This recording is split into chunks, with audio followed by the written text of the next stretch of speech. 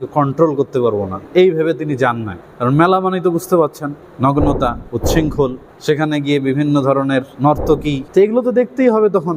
তাই তিনি বলেন ইন্নি সাকিম, আমি অসুস্থ যেতে পারবো না। কিন্তু তিনি আসলে শারীরিক অসুস্থ ছিলেন না, অন্তরের দিক থেকে তিনি অসুস্থ ছিলেন। আর এই ফাঁকে তিনি কি করলেন? মূর্তিগুলোকে ভেঙে ফেললেন, বিরাট বড় আঞ্জাম দিলেন। তিনি কিন্তু অন্যায়কে দেখে বসে থাকেন নাই।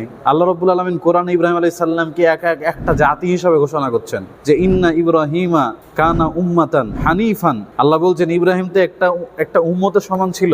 ইব্রাহিম আলাইহিস সালাম একটা উম্মত। ওই সময় যে সময় ইব্রাহিম আলাইহিস সালাম লড়ছেন কার বিরুদ্ধে? তদানীন্তন সময় শত শত বছর ধরে যিনি ক্ষমতার আসনে অধিষ্ঠিত নমরুদের বিরুদ্ধে লড়ছেন, তার পাশে কেউ নাই, একাই দিনের কালেমা নিয়ে লড়ছেন তিনি। আর তার পক্ষে একটা মানুষও ছিল না, তো তাওহীদপন্থী কেউ নাই, তখন একটা মানুষও নাই। ইব্রাহিম আলাইহিস সালামকে আল্লাহ বলছেন ইব্রাহিম আলাইহিস সালাম তো একটা জাতির সমান শক্তিশালী ছিল। তিনি কি করলেন?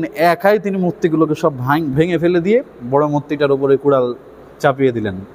এখান থেকে মেসেজ কি আসলো? এখান থেকে মেসেজ এটাই আসলো, যেখান থেকে শিরকের উৎপত্তি হয়, যেখান থেকে অপসংস্কৃত উৎপত্তি হয়, প্রয়োজনে ওর যে আস্তানা আছে এটাকে ভেঙে ফেলতে হবে। যদি আপনার শক্তি থাকে ভেঙে ফেলবেন এগুলোকে। যদি শক্তি সামর্থ্য থাকে, তথাকথিত যে এই যে বড় বড় পর্দা টাঙিয়েছে এগুলোকে ভেঙে ফেলা দরকার। কিন্তু ফিতনা হবে এটা একটা বিষয়, আর একটা হচ্ছে সবকিছু চলে গেছে তাদের হাতে, সবকিছু চলে গেছে তাদের হাতে। টেকনিক্যালি দিনে কাজ করা ছাড়া বর্তমান সময়ে কোনো উপায় নাই। এখন আমাদের পক্ষের ইসলামের শক্তিকে বাড়ানোর জন্য যা যা করার দরকার তাই করতে হবে।